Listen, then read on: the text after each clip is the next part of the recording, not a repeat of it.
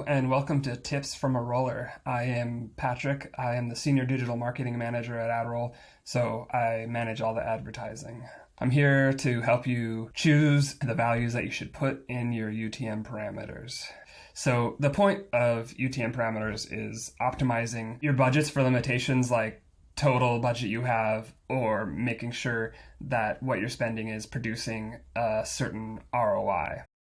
You can track performance with your UTM parameters of the behavior after an ad click by channel, by campaign, by ad creative, or whatever you choose to put into the UTM parameters. You can compare return on ad spend between different channels. You could, for example, find differences in behavior between the type of targeting you're using in two different ad sets. You can also see which ad creatives drive more purchases. The UTM stands for Urchin Tracking Module. The name isn't really important, but for a bit of history, Urchin was a web analytics software that developed the URL tracking parameters. It was kind of a technology at the time, but now it's more just a convention, the sort of out-of-the-box common URL parameters that a lot of people use. Google acquired Urchin and later rolled it into Google Analytics. So Google Analytics parses UTM parameters out of the URL automatically. You don't have to set that up. So I'm going to go through the 5 different UTM parameters and give you a use that I suggest. It's not like the right or definitely not the wrong one, but it's not necessarily the right one. It's just what I found a lot of value in doing, and I think a lot of other people do too. So UTM Source is the name of the network or the platform where you're running the ad. For example, Google, Facebook, or TikTok, you can run ads on all of those. If you have a lot of traffic coming from, say, like Google, you can always split Google up between maybe like Google Search, Google Branded Search, Google Display, Google Video or YouTube, whatever you want to call it, and Google Discover. If you're not running extensive ads on Google, though, you might just want to stick with the Google. But you should figure that out before you start implementing these so you don't have to change later on. UTM Medium, essentially it's just the medium, the type of media that you're running the ad on. So your source, what type of network is the source? Facebook, for example, if you put ads on Facebook, I would use paid social.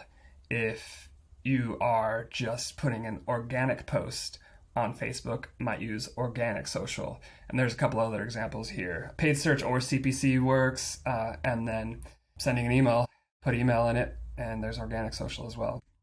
The UTM campaign, I suggest you use the exact name of the campaign that you created in the ad platform.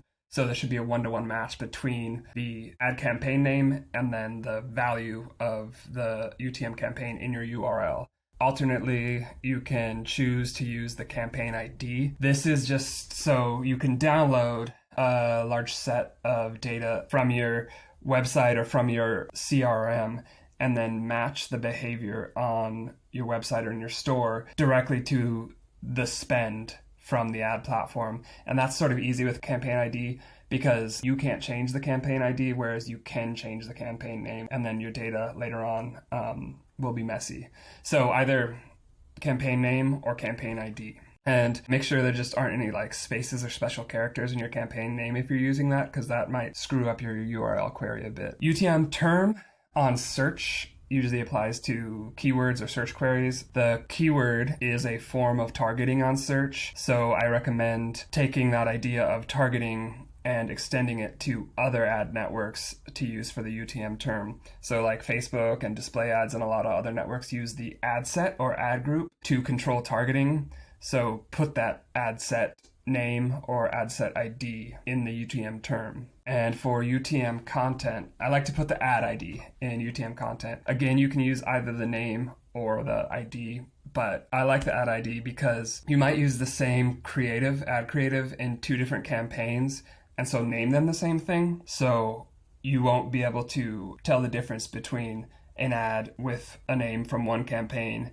and an ad with the same name from a different campaign, whereas the IDs will be different. Also, if you're not optimizing as often based on purchase behavior for ads as you are the other terms, this is kind of helpful because you can download the ad IDs and use ad set name and campaign name, and the ad ID will roll up into ad set ID and campaign ID. So you can, at the most atomic level of the ad, download spend information from the platform and then download behavior information from your CRM or your website. So to wrap up, use UTM parameters to track performance beyond the ad click, and use values that make sense to you and will make sense to you later when you're reporting on them and optimizing based upon how people behave related to each of the UTMs. All right.